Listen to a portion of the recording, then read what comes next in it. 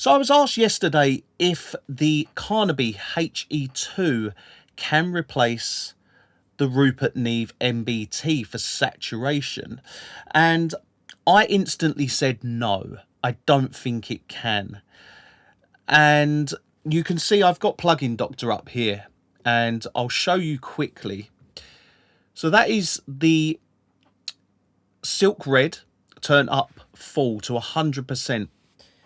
And then matching as best as possible. Now bear in mind, Silk Red goes down to 500 Hertz, whereas the HE2 goes down to 5K. So you can't get the same range as you would with the Silk Red on the MBT. So these are the difference between the two. So this here, what you're seeing on the graph, is the Rupert Neve MBT. And this is the Carnaby HE2. So you can get a similar curve there, but it's not reaching down as low. The MBT going down to 500 Hertz, and the HE2 only going down to 5,000 Hertz. So what I wanted to test here was the difference in terms of how the MBT sounds compared to the HE2. And I've always thought of the MBT Silk Red and Silk Blue to be very smooth.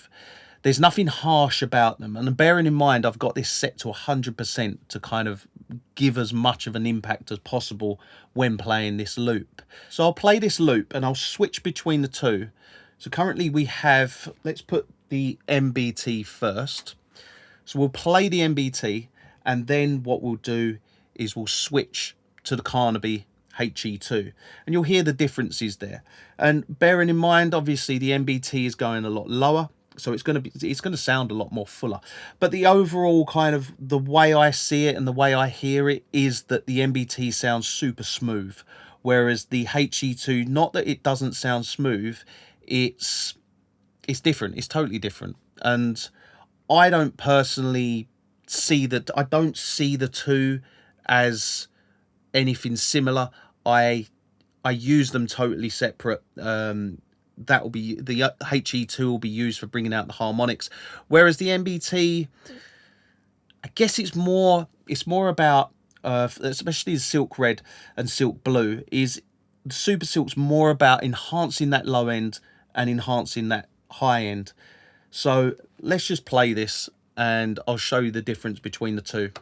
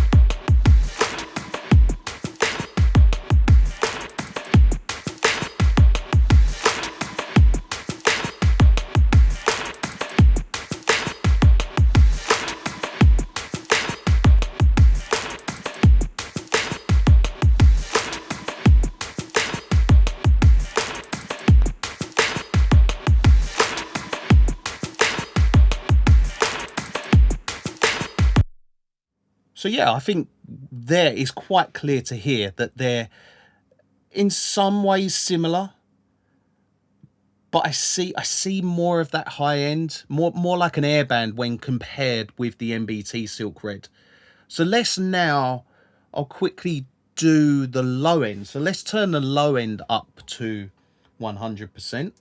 So you'll notice here that the low end can actually be matched quite easily, and it can be matched pretty much the same. So if I just switch between them, So currently we have the HE2.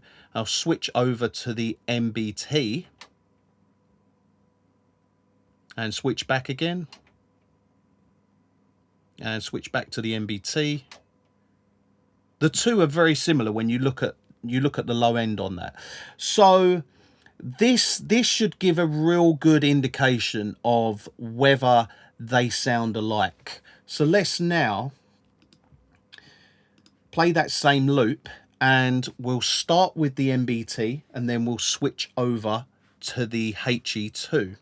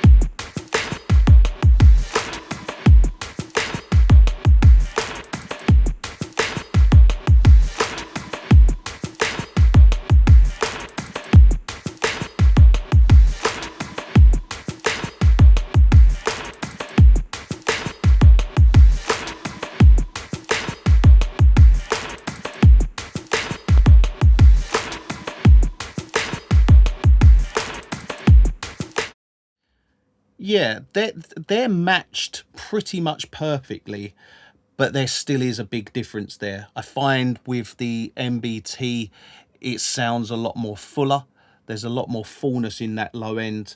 And the HE2, yeah, I mean, it brings more harmonics into the low end. The HE2 sounds a little bit thinner than the MBT. I do find that.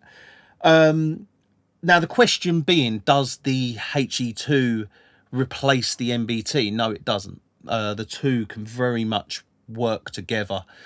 I see them very, very differently. The HE2 more for adding harmonic content, and it's a different sound. It's a totally different sound. The MBT just sounds, it's got a unique sound of its own. So to answer your question, no, the HE2 does not achieve what the Rupert Neve Silk achieves.